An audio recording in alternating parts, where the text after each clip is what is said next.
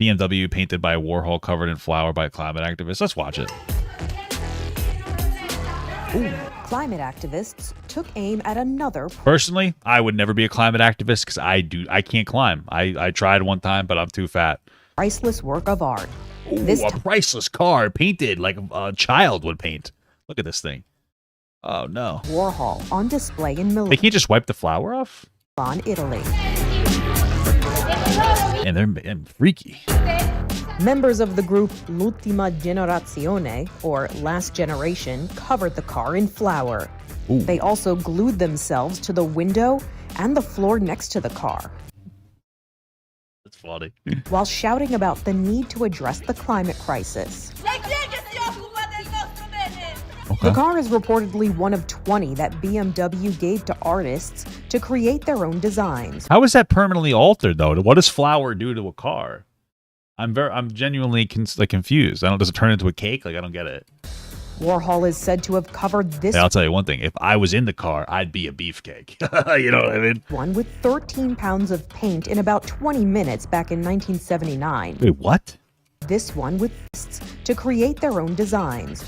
Warhol is said to have covered this one with 13 pounds of paint in about 20 minutes back in 1979.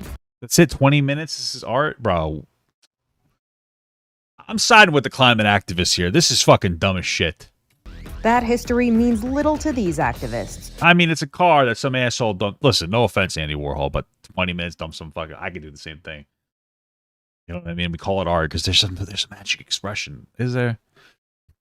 Or is this dude so famous that he knows he can do anything and call it art and not have to explain himself? Because art is subjective. The message I'm trying to deliver through my art isn't necessarily the message that you will have received through viewing it. So I don't want to explain it, because then it's going to ruin your subjective experience. Shut the fuck up, okay? I don't care. And maybe people are like, maybe some people are being tuned into the climate because of this. I just don't give a shit. It's a fucking car. You know, if they start beating up homeless people, then I'll be like, okay, this has got to stop. You know what I mean? Well, maybe it doesn't. If they start beating up, like, people with homes, then I'll be like, okay, now we have to stop. Just kidding. But I don't care. If you try to wash it off flour with water, then it turns into paste. So then fucking use a vacuum cleaner. You know? Who are more concerned with the future of the planet. They were dragged out of the exhibit. It does look good for just 13 pounds of paint being in there in 20 minutes. So he did a decent job, I'll say that. Oh, he dumped it on a horse. Oh, I thought it was a real horse. While in Paris, climate activists threw paint on Charles Ray's horse and rider at a museum where the former stock exchange is located. This likely won't be the last time we see such protests. But if you think about it, isn't this just art?